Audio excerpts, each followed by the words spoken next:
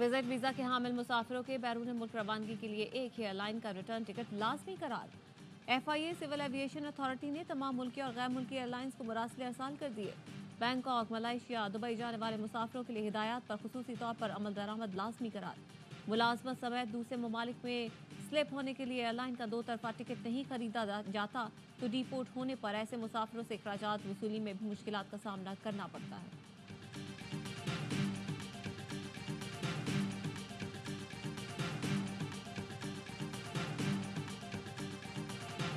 Article 63A की तशरीह का फैसला लिखने वाले जज के बगैर नजरसानी दरख्वास्त नहीं सुनी जा सकती। PTI रहनुमा बैरिस्टर अली जफर कहते हैं 3 के बजाय 2 रुकनी जजेस कमेटी ने 63A नजरसानी दरख्वास्त के लिए बेंच तश्कील दिया जो दुरुस्त नहीं। सुप्रीम कोर्ट को इस बड़े आईनी बहरान पर फैसला करना होगा या फिर नए ऑर्डिनेंस की जरूरत होगी।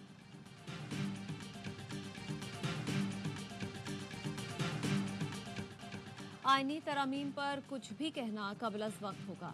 आईनी अदालत और रिटायरमेंट के उम्र समेत तमाम मामलात पर अभी तक फैसला नहीं हुआ। मामलात एक हफ्ते में भी तय हो सकते हैं और एक माह में भी। नायब वज़ीर आज़म और वज़ीर ख़ारजा इसहाक़ ज़र की प्रोग्राम खबर विद मोहम्मद मालिक में खुसूसी गुफ्तगू। कहा, आईनी तरमीम की कमेटी में फजलुर रहमान ने कहा कुछ वक्त चाहिए, हमने बहस रोक दी और मौलाना का मुतालबा मान लिया। आईनी अदालतों के लिए पीपल्स पार्टी हमसे भी ज्यादा संजीदा है। हुकूमत आने वाले चीफ जस्टिस से नहीं घबरा रही। हमारे लिए तमाम जज काबिल एहतराम हैं। आर्टिकल 63A का अदालती फैसला गलत है तो उसे ठीक होना चाहिए। मुल्की हालात तकाजा करते हैं कि सिविल मिलिट्री ताल्लुकात अच्छे हों। बानी PTI पर बगावत का मुकदमा क्यों नहीं चलाते? इस सवाल पर नायब वज़ीर आज़म ने जवाब दिया, काश बानी PTI 9 मई ना कराते तो उनसे बात हो सकती।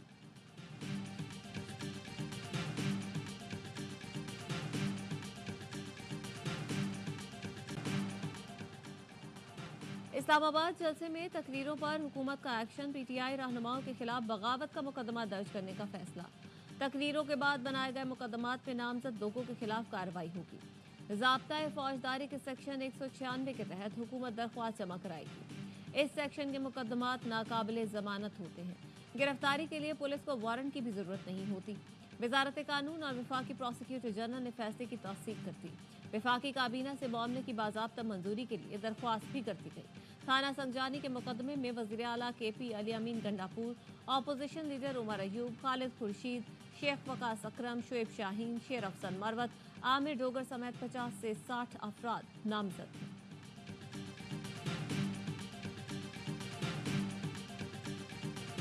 हुकूमत ने पेट्रोलियम मसनूआत की कीमतों में कमी कर दी। पेट्रोल 2 रुपये 7 पैसे सस्ता। पेट्रोल की नई कीमत 247 रुपये 3 पैसे फी लीटर मुकर्रर। हाई स्पीड डीजल 3 रुपये 40 पैसे फी लीटर सस्ता हो गया। लाइट डीजल 1 रुपये 3 पैसे फी लीटर कमी कर दी गई। मट्टी का तेल 3 रुपये 57 पैसे सस्ता हुआ। कीमतों में कमी का नोटिफिकेशन जारी।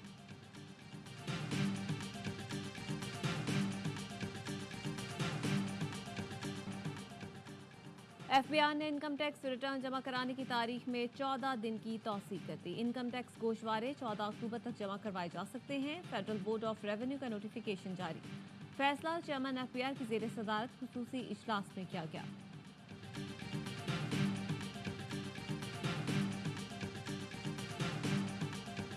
चीफ जस्टिस ने सीनियर तरीन जज की सरबराही में बेंच की तजवीज़ देकर खुद सरबराही संभाल ली। फिलहाल 63 नजरसानी केस की समाअत करने वाले बेंच का हिस्सा नहीं बन सकता। जस्टिस मुनीब अख्तर का रजिस्ट्रार सुप्रीम कोर्ट को खत लिखा, मेरी मौजूद को केस सुनने से इनकार न समझा जाए, बेंच में अदम मौजूदगी का गलत मतलब न लिया जाए, मेरा खत 63 नजरसानी केस की फाइल का हिस्सा बनाया जाए। लिखा, सीनियर जज को चीफ जस्टिस का खत किरदार कुशी की मुहिम ज्यादा लगी। खत में चीफ जस्टिस ने अपनी तारीफ पर ज्यादा जोर दिया, अहम सवालात के जवाबात नहीं। अफसोस है चीफ जस्टिस ने आईनी सवालात का जवाब देने के बजाय ये तरीका अपनाया। जस्टिस मुनीब ने लिखा, 5 रुकनी बेंच जजेस कमेटी में तरमीमी ऑर्डिनेंस के तहत तश्कील दिया गया। 17 अक्टूबर 2023 से कमेटी की मीटिंग्स हुई लेकिन कभी बेंच तश्कील नहीं दिया गया। 18 जुलाई 2024 को 17वें इजलास में अचानक कमेटी एजेंडे में बेंच का मामला आया। बेंच की तश्कील नौ जिस तरह की गई उसकी वजूहात ढकी छुपी नहीं। बेंच के मामले पर गौर होना चाहिए।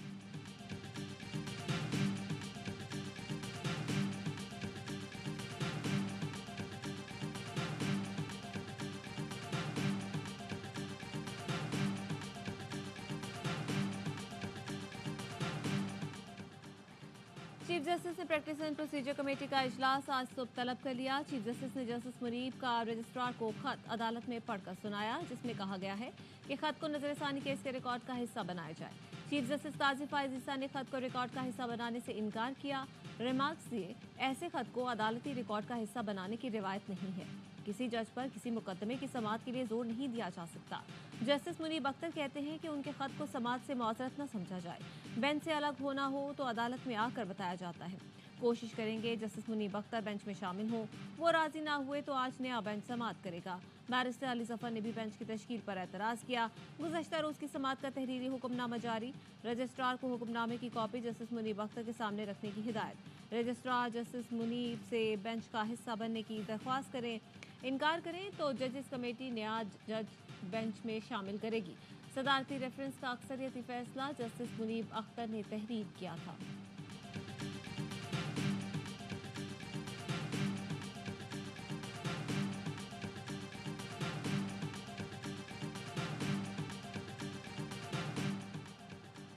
जस्टिस मुनीब अख्तर का सुप्रीम कोर्ट रजिस्ट्रार को एक और खत। हुक्मनामा गैर कानूनी करार दिया। लिखा, आर्टिकल 63 नजरसानी केस 5 रुकनी बेंच के सामने था। 4 जजों ने बैठकर कैसे हुक्मनामा जारी कर दिया।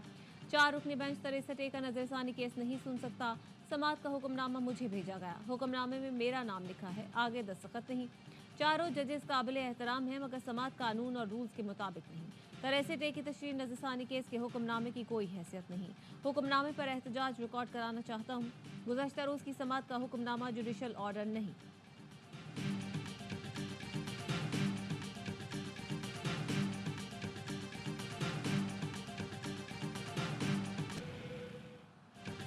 मेरिट करते हो, अदलिया में मेरिट क्या है? मेरिट देखें, मुझे अपने नाना को इंसाफ दिलाने में 50 साल लगे। आईनी अदालत नागुज़ीर, जुडिशल प्रोसेस में तब्दीली भी ज़रूरी है। मुआज़रत के साथ इस मरतबा काले कोर्ट की धमकी में नहीं आना। अपने मंशूर की बुनियाद पर आइन साजी करने जा रहा हूँ। सिर्फ अवाम के पास ताकत है, वो कह सकते हैं सही कर रहा हूँ या गलत। बिलावल भुट्टो का वकला से खिताब कहा, पहले सिर्फ वकला सियासत होती थी, अब जजेस सियासत भी होती है। जिस तरीके से आजकल तैनातियाँ हो रही हैं तो रिफॉर्म्स करना पड़ेगी। मौलाना फजल रहमान के साथ इत्तेफाक राय बनता है तो हुकूमत से बात करेंगे। चाहते हैं आइन और विफाक के हवाले से सियासी केस आइनी अदालत देखें। जब अलग आइनी अदालत होगी तो ये केसेस वहाँ चलाए जाएंगे। मौलाना फजल रहमान की जमात का भी यही मौक़िफ़ रहा है। इत्तेफाक होता है तो हम आइनी अदालत बना सकेंगे।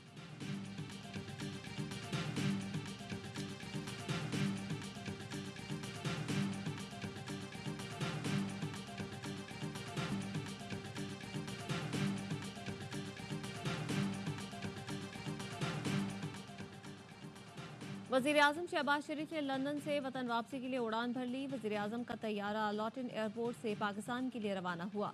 वज़ीर-ए-आज़म शहबाज शरीफ आज सुबह इस्लामाबाद पहुंचेंगे। वफाक ने सैलाब मुतासरीन की रकम अपनी जेब में रखी। बलोचिस्तान के साथ सौतेलों जैसा सलूक किया जा रहा है। बिलावल भुट्टो का कोयटा में सैलाब मुतासरीन में इमदादी चेक तकसीम करने की तकरीब से खिताब। कहा, सैलाब मुतासरीन के नाम पर वर्ल्ड बैंक से मिलने वाले $400 मिलियन वफाक ने अपनी जेब में रख लिए।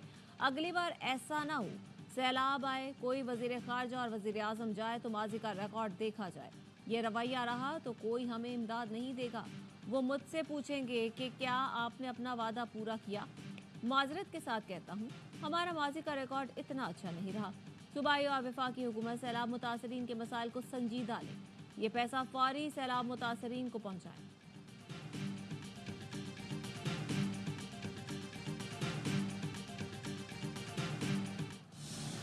24 घंटे गवर्नर हाउस के दरवाजे खुले हैं। आए वहाँ बैठ कर कचहरी करें। लीडो खेलने का शौक हो वो साथ ले आए, वो भी बैठ के खेलेंगे। कैरम बोर्ड भी खेलेंगे। मायूसी छोड़ दें। IPPs का मसला इंशाल्लाह हल होने जा रहा है और ये सारे एग्रीमेंट दोबारा से होंगे। IPPs का मसला जल्द हल होगा। तमाम बिजली घरों से नए मुआहिदे होंगे। गवर्नर सिंध कामरान टिसोरी ने खुशखबरी सुना दी। कराची में ताजिरों से गुफ्तगू में बोले, मायूसी के अंधेरे छटने वाले हैं।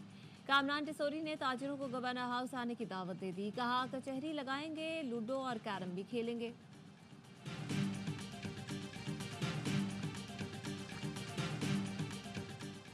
24 इस्लामाबाद के एहतसाब अदालत ने किडनी हिल रेफरेंस पे तमाम मुल्जिमान को बरी कर दिया। नैब के रेफरेंस वापस करने की दरख्वास्त मंजूर। एजाज हारून समेत 7 अफराद के खिलाफ रेफरेंस वापसी की दरख्वास्त कायम मकाम चेयरमैन नैब की जानिब से की गई थी।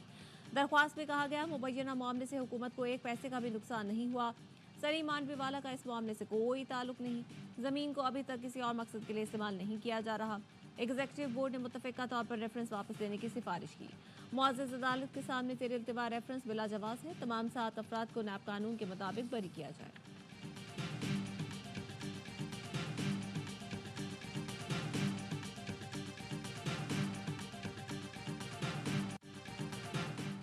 इसराइल ने लेबनान पर ज़मीनी हमला शुरू कर दिया। इसराइली मीडिया के मुताबिक लेबनान में इसराइली टैंकों और आर्टिलरी से हमले किए गए।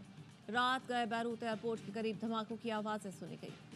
इसराइली फौजी हुकाम का कहना है कि बैरूत एयरपोर्ट के करीब हिज़्बुल्लाह के मिसाइल लॉन्चर्स को निशाना बनाया गया, जिसकी सैटेलाइट वीडियो भी जारी की गई।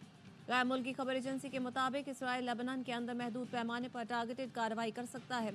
इसराइली हमलों की वजह से लेबनान में अक़वाम मुत्तहिदा के अमन दस्तों ने गश्त रोक दिया। तर्जुमान अक़वाम मुत्तहिदा के मुताबिक अमन दस्ते इसराइली हमलों की वजह से गश्त करने से कासिर हैं।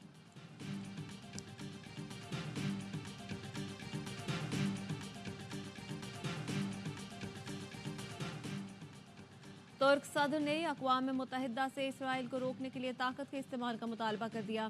सदर तैयब एर्दोगान कहते हैं सलामती कौंसिल गजा और लेबनान में इसराइली हमले रोकने में नाकाम है। जनरल असेंबली 1950 में मंजूर करारदाद के मुताबिक ताकत के इस्तेमाल की सिफारिश करे। तुर्क सदर का मुस्लिम ममालिक पर इसराइल के खिलाफ इक़्तिसादी, सिफारती और सियासी इक़दाम पर जोर। कहा इसराइल को उस वक्त ना रोका गया तो पूरे खित्ते को जंग में धकेल देगा।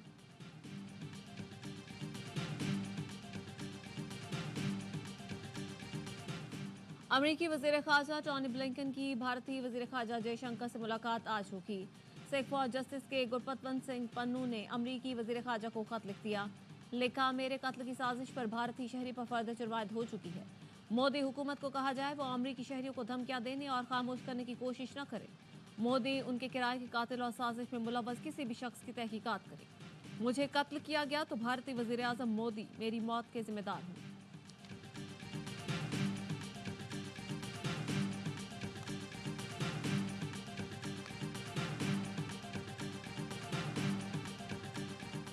वज़ीर आज़म का जनरल असेंबली से खिताब। शहबाज शरीफ सबसे ज्यादा देखे जाने वाली आलमी रहनुमा बन गए। अक़वाम मुत्तहिदा के ऑफिशियल यूट्यूब चैनल पर वज़ीर आज़म के खिताब को 1,37,000 लोगों ने देखा। शहबाज शरीफ का खिताब अमरीकी सदर जो बाइडन से भी ज्यादा देखा गया। अक़वाम मुत्तहिदा के इदारे centre for public opinion research ने आदाद-ओ-शुमार जारी कर दिए।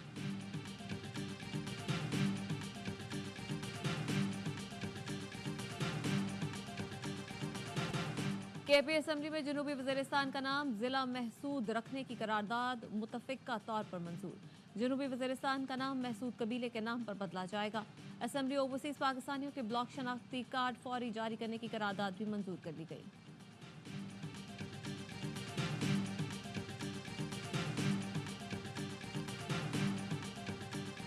तालीमी इदारों के लिए पहले मौसमियाती तब्दीली के निसाब का आगाज। पहले से 10वीं जमात तक तलबा को आगाही फराहम की जाएगी।